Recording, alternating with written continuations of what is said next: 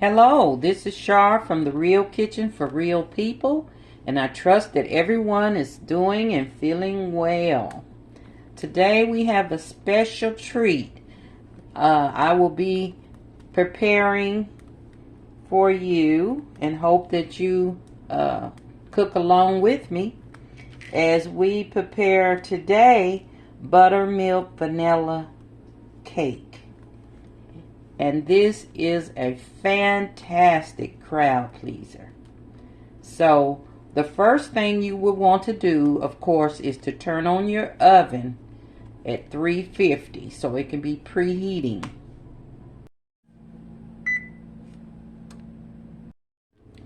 This recipe will require 2 of your 9-inch round cake pans.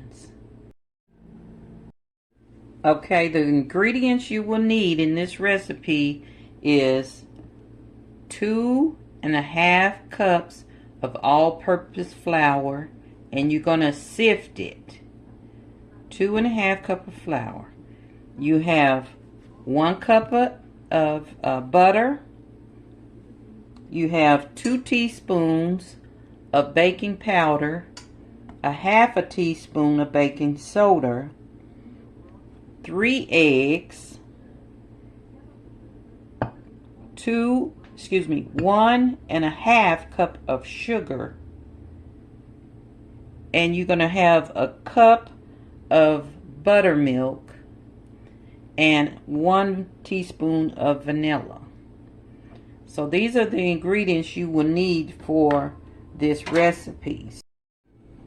As I said, it will take a cup of buttermilk. Now in this container I have a cup of milk, and since it's requiring buttermilk and I don't have just buttermilk sitting around because it goes bad, so I've started buying this buttermilk blend, and 4 tablespoons of this blend in your regular milk will make buttermilk. So that way you can keep this on hand all the time without tossing out buttermilk, you know, because a lot of times we buy buttermilk and then it goes bad on us before we use it up.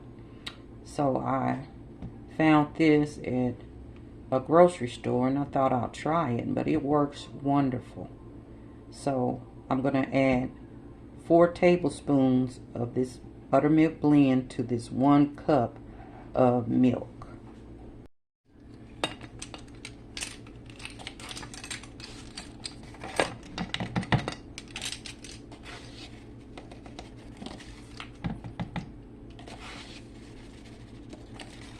So anytime you have a recipe that requires buttermilk, you can have this on hand. That way you won't have to go out and buy those cartons of milk and it goes spoil on you. But that's the name of it. That's how it looks. And the instructions are on the back on how many tablespoons you should use for whatever your recipe requires. So once you do that, then you're going to mix that up and then set it aside, and it will thicken.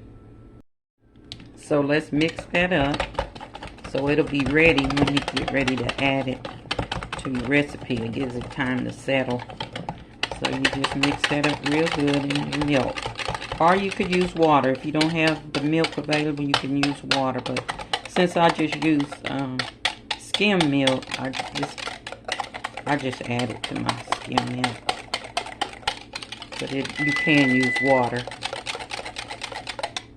Okay, mix that and I'm going to set it aside. Okay, now we're going to mix our dry ingredients together so it'll be ready. I want to put 2 teaspoons of baking powder into my flour. And then I want to put a half a teaspoon of baking soda. Half a teaspoon of baking soda into the mixture. And then just a dash of salt into that. Now you want to stir that up together so it'll be ready when you need to use it.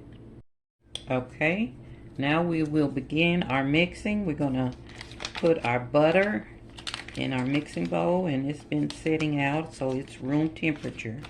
You do not want to use melted butter, just room temperature butter, because if you use melted butter, it'll ruin your cake. So be sure to just set your stuff out early, your eggs and your butter, at least 30 to 45 minutes before you use them. So we're going to put our butter in the bowl, and we're going to mix that till it's fluffy. This is what it looked like. It's soft and fluffy, as you can see. And I'm going to scrape the sides to make sure I get that butter off the side and back into the butter with the rest of the butter family. We don't want no strays aside. Okay. So now we're going to add the sugar as we blend on low. We're going to add the sugar slowly. Okay, so you just add it slowly to your mixture. Okay, this is what your butter and sugar creamed together would look like. And this is probably one of the most important things of making a cake, is making sure your butter and sugar is creamed and mixed together thoroughly. So scrape your sides. Okay, now we're going to add our eggs one at a time to the mixture as we blend.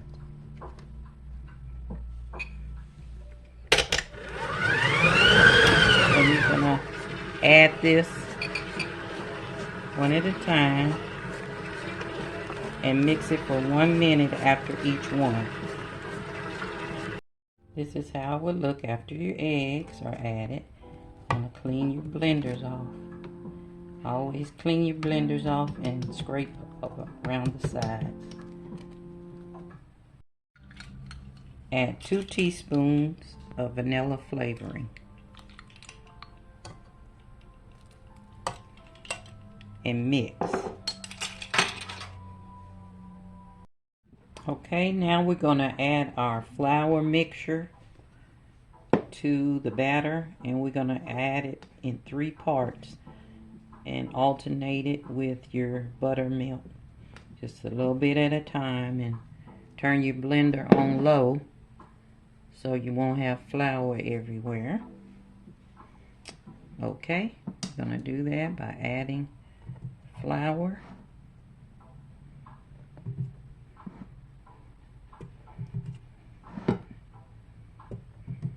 I would say that's about a half a cup at a time. And then you're going to add it alternately with your buttermilk. Just add a little bit of buttermilk. And then you mix. Now that's how it would look when you get ready to put it in your pans. So we're going to get ready to line our pans with the parchment paper, and then we'll be ready to put our batter into the pans. Okay, these are my lined cake pans, and what I found was these pre-cut parchment sheets, and I got these at Walmart in the party area. So these are pretty neat. I always wondered why they didn't have these already pre-cut. But I guess you just have to look. So they are available out there at Walmart or Target or whenever. You can just search for them, but they are a lot of help. Okay, I'm going to add my batter to each one of these 9-inch pans.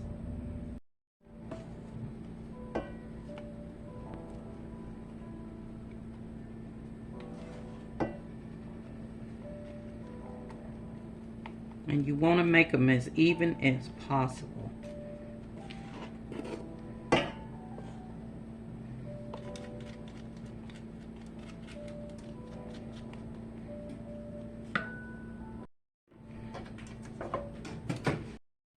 Okay, our cakes are done and they are beautiful. And what I'm going to do is let them rest for about 2 minutes, and then I'll put them, take them out of the pan. But in the meantime, I'm going to get my icing frosting ready, and I will give you the items for that. Okay, these are the ingredients I'm going to use for my chocolate frosting. It's going to be powdered sugar, milk, butter, cocoa, and vanilla flavoring. And then I'll just a little pinch of salt in the mixture. So I'm going to mix these all up. Okay, for the frosting, I have 2 cups of powdered sugar in this bowl and a 1/4 cup of cocoa and a teaspoon of vanilla and a 1/2 stick of butter and 2 tablespoons of milk. And you're just going to add the milk until it's the consistency you want. So I just started out with 2 tablespoons, and then as you see, it's still dry. So I'm going to add just a little more. And I probably add a little coffee to this if I have any left over here. And that just gives it a more strong chocolate taste in your icing.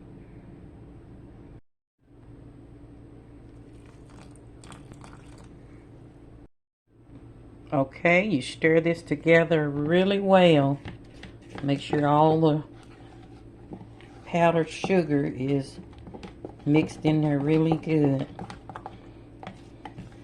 And then it's ready for your cake. And that's what it'll look like. So we're going to get our cake ready. Okay, I'm going to take this plate and I'm going to place it on top of one of the cake layers. And then just flip it over. Might have to give it a little shake to get it out of the pan. And there's your one of your layers. And then you just peel your parchment paper off. And see how beautiful that is? It just peels off perfect. So these are a lifesaver when you're baking cakes, for sure. And we're going to icing the cake. You just put your icing on there. And then you want to make sure that your cake is cool before you put it on there. And then you're just going to spread your frosting over your cake.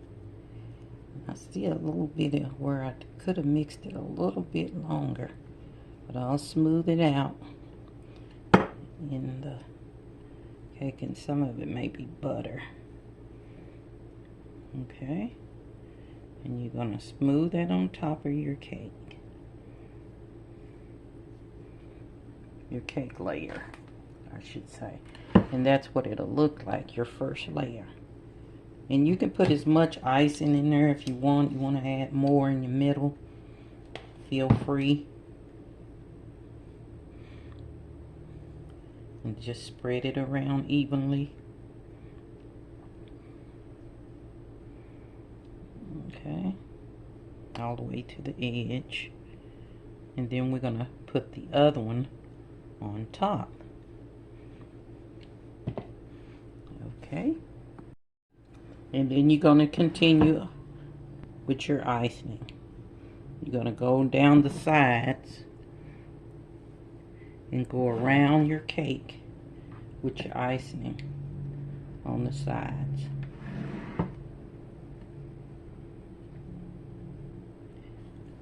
It'll be like that until you get the whole cake frosted. Okay, here you have it. This beautiful, beautiful buttermilk vanilla cake. And we're going to have this tomorrow for dessert. This was one of my mom's cake, as you can see her in the background in my cookbook that I have available. She would make these during the holiday or special occasions. So this would be a great treat for the Easter season coming up, or any time really. So if you like this recipe, be sure to comment below and let me know if you tried it and how you like it. And be sure to subscribe to the channel if you haven't already. That way you will receive these great recipes automatically, and it's free to subscribe. So feel free to join the Real Kitchen for Real People family. We also have a pantry lounge that you can access by joining. So those are extra perks that you can get by joining the pantry lounge. But if you don't want to join, you can always still subscribe. And that's always free, and I will always provide you with great and unique and delicious homemade recipes. So, without further ado, I hope you have a blessed day and enjoy life. It is good. So, till next time, love, love.